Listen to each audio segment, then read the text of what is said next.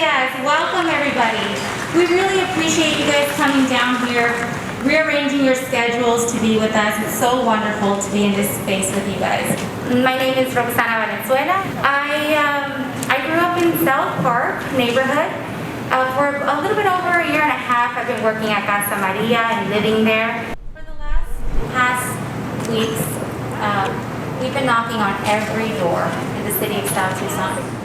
We went out there to see firsthand how our community has been suffering through the pandemic and through this housing crisis. People were very kind to us. They let us inside their houses. They shared their stories.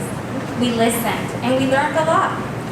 Our biggest concern has been that our barrios are undergoing gentrification, which means that poor people are going to be pushed out by mostly rich white people. Now, tonight we want to hear your guys' stories and how you guys survived, this last year and a half, and if you guys have any housing problems. Hi, I just want to share with you guys just a little bit about the living conditions that we all live here in the South Tucson. I grew up in California, but I've been raised out here for the past 15 years. Grew up in the South Tucson for the last 8 years. And the conditions that we live in is just outrageous. We try to let managers know about the conditions, just rat infestation, roach infestation. As you guys can see, I'm about to have a baby soon, and I can't even set up a nursery in the home. Yo vivo con mi mamá y mi papá. Nosotros nos acabamos recientemente de mover porque nos corrieron de nuestro antiguo hogar. Entonces en esta casa teníamos alrededor de 6 años viviendo y nos movieron para subir la renta. My daughter's story.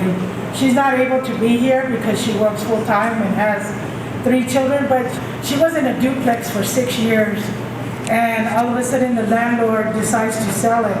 Well, when he was selling it, he evicted her.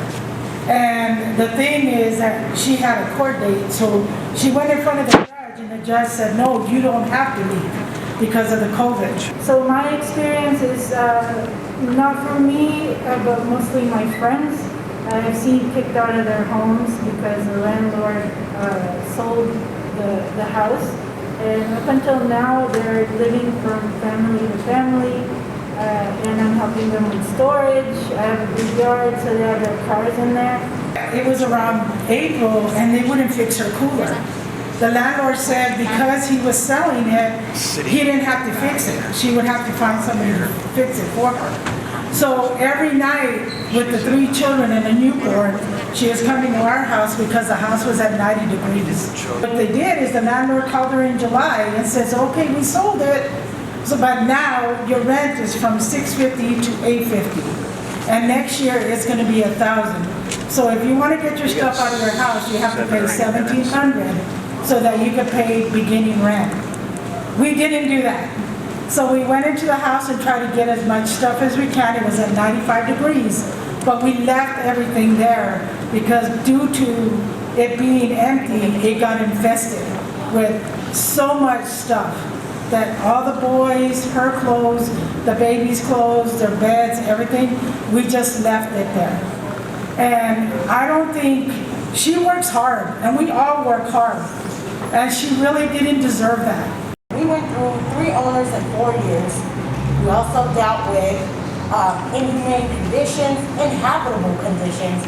We had our floorboard caving in, we had a javelina burrowed under our trailer, we had, you name it, we had it. They would not, for 2.5 years we were living there without any heat, so we would have to do what they call cowboy showers, heat up our water so that way our kids can be able to shower and go to school in the morning. And these are the type of conditions that we were dealing with. But the guy kept telling us like, hey, so next month we're raising the rent, by the way, so hopefully you have it. And if not, we're gonna charge you double. So like from week to week, it was just insane. And we were so busy trying to catch up because of the type of people we are, we're not gonna give up. Soy madre soltera de 3 niños y hace poco viví en la casa de una señora con que compartía su casa. Entonces el rentero de él le dijo que ya no podía estar ahí. Entonces Servicio Largo me ayudó, estuve en el refugio de ellos me pusieron en un hotel para esperar una vivienda y me dijeron que ellos ya no me podían ayudar, que ellos ya no tenían fondos, entonces ahora voy a estar en la calle con mis hijos.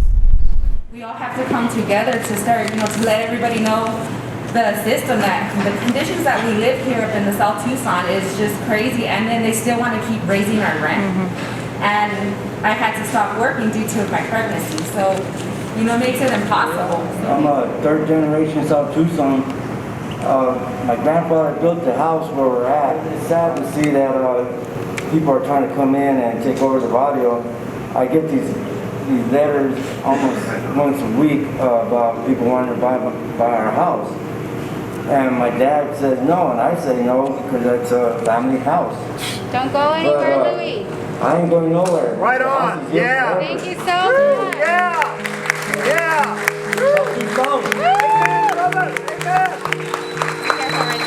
So I think that we are in this devastating situation because our economic system has failed us.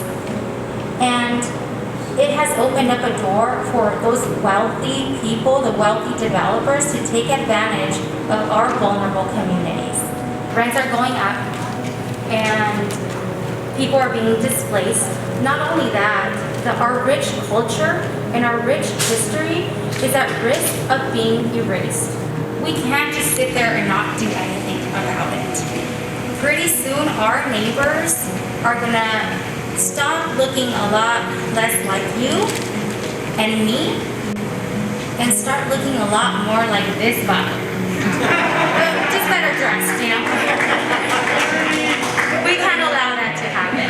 Thank you. Es tiempo para actuar. It's tiempo para cambiar. ¿Sí or no? Sí. Thank you. Gracias a todos.